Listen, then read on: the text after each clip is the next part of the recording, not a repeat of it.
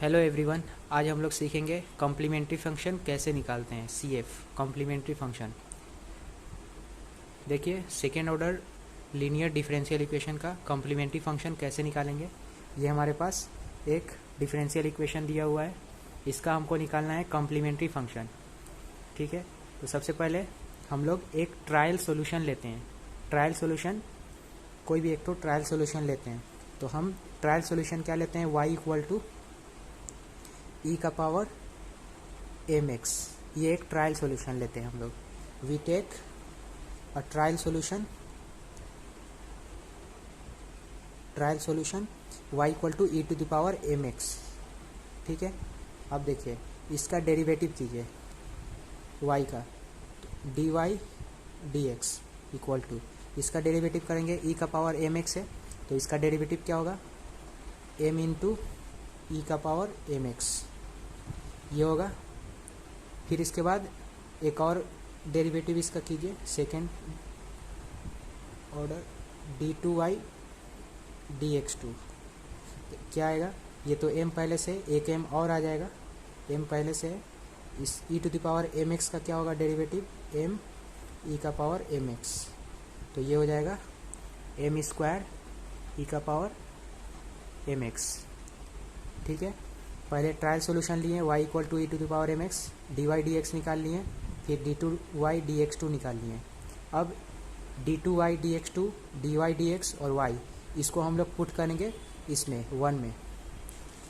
ठीक है, तो d2y dx2 का वैल्यू कितना है, m स्क्वायर ई का पावर mx। तो यहाँ पे पुट कीजिए, पुट इन 1, एक नंबर में हम लोग पुट करते हैं। ठीक है, एक नंबर में पुट कीजिए d2y dx2 को, d2y dx2 है यहाँ पे m स्क्वायर ई का पावर mx, तो m स्क्वायर ई का पावर mx, फिर प्लस, फिर p dy dx, p dy dx कितना है, dy dx कितना है, dy dx है m ई का पावर mx, m ई का पावर mx, फिर प्लस q y, y कितना है, ई का पावर mx, ई का पावर mx इक्वल टू 0। ठीक है, अब ई का पावर mx को कॉमन लीजिए, ई का पावर mx कॉमन आ गया, यहाँ पे मिलेगा ई का पावर mx कॉमन ले लिए, बचेगा m स्क्वायर प्लस यहाँ पे बचेगा pm, यहाँ पे बचेगा प्लस q इक्वल टू 0। अब देखिए इसको हम 0 के बराबर पुट करेंगे, m square plus pm plus q equal to 0। अब यहाँ से देखिए, यहाँ पे ये एक, इसको हम 0 के बराबर पुट कर दिए, m square plus pm plus q equal to 0। अब यहाँ से सॉल्व करके, ये क्वाड्रेटिक इक्वेशन है, क्वाड्रेटिक इक्वेशन है, तो m का वैल्यू 2 ठो आएगा, minus p plus minus root b square minus 4ac by 2a।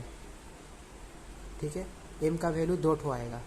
अभी m का वैल्यू 2 ठो आएगा, m1 और m2, ये 2 ठो रूट है, m1 m2, इसका वैल्यू आएगा। अब इस m1 m2 को हम लोग पुट करेंगे यहाँ पे, इसका CF निकालेंगे, CF इक्वल टू, अगर m1 m2 रियल नंबर है, रियल है, m1 m2 दोनों रियल है और अनइक्वल है, यानी कि m1 not equal to m2 और रियल भी है, नॉट इक्वल भी है और रियल भी है, तो इसके लिए इसका CF क्या हो जाएगा, CF इक्वल टू लिखेंगे C1, एक कांस्टेंट है C1 ई का power m1 x plus C2 ई का पावर m2 x। अगर रियल है और अनइक्वल है, मतलब m1 m2 दोनों बराबर नहीं है और रियल है, दोनों रियल नंबर है, कॉम्प्लेक्स नंबर नहीं है, आयोटा वाला नंबर नहीं है, रियल नंबर है, तो यहाँ पे इसका CF होगा C1 प्लस C1 ई का power m1 x plus C2 ई का पावर m2 x। ये पहला हो गया। दूसरा CF निकालेंगे, अगर m1 इक्वल टू m2 है और m1 m2 दोनों रियल है, दोनों रियल है और दोनों इक्वल है, तो उसके लिए हम लोग CF लिखेंगे C1 प्लस C2 x, फिर होल ब्रैकेट ई का पावर mx। ठीक है, m1 m2 दोनों बराबर है, इसको इक्वल m लिख देते हैं, M1 इक्वल टू M2 ऐसे लिखते हैं। M equal to M1 M equal to M1 M2 M equal to M1 equal to M2, ये आपका CF हो गया। अगर दोनों रूट इक्वल है और रियल है तो ये होगा, दोनों रूट अनइक्वल है और रियल है तो ये होगा। और अगर कॉम्प्लेक्स आ गया तो जैसे मान लीजिए M इक्वल टू आपका आया alpha plus minus iota beta, ये आ गया तो I आ गया, यहाँ पे I आ गया मतलब ये कॉम्प्लेक्स नंबर हो गया, कॉम्प्लेक्स। तो इसका CF कैसे निकालते हैं? CF इक्वल टू ई का power alpha x C1 cos beta x plus C2 sign beta x, ये जो है इसका CF हो जाएगा, ये इसका CF हो जाएगा। ई का पावर अल्फ़ा एक्स, अल्फ़ा यहाँ पे ये है, फिर into C1 cos beta x plus C2 sign beta x, beta ये रहा। ठीक है, आइए एग्जांपल लेते हैं एक ठो, कोई भी एग्जांपल ले लेते हैं, कोई भी एक ठो। मान लीजिए हमारे पास दिया हुआ है d2y dx2 plus 6dy dx plus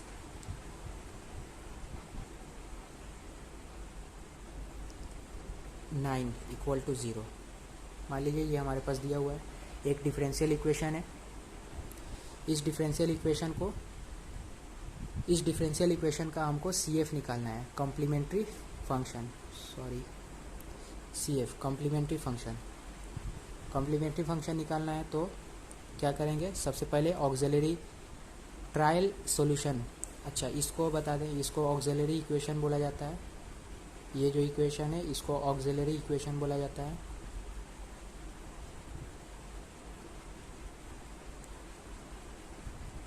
auxiliary equation, इसको ऑक्सिलरी इक्वेशन बोला जाता है। ठीक है, तो हम डायरेक्ट ऑक्सिलरी इक्वेशन लिखेंगे। ऑक्सिलरी इक्वेशन क्या होगा हमारा? देखिए यहाँ पे d2y dx2 है तो इसके जगह पे लिखेंगे m स्क्वायर, फिर प्लस, फिर 6 लिखेंगे, फिर dy dx के जगह पे लिखेंगे m, फिर प्लस, फिर 9 उसी तरह। अच्छा यहाँ पे 9y होगा, ठीक है, इक्वल टू 0। अब इसको सॉल्व करेंगे तो क्या आएगा? m प्लस 3 का whole square equal to 0, m equal to -3 -3। अब देखिए -3 क्या है? -3 रियल है, लेकिन दोनों इक्वल है।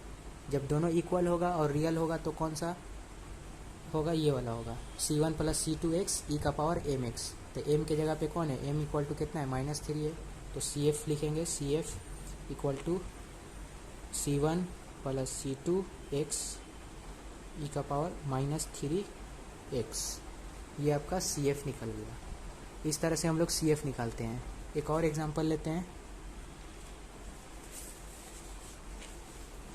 कोई भी एक तो एग्जांपल लेते हैं। यहाँ पे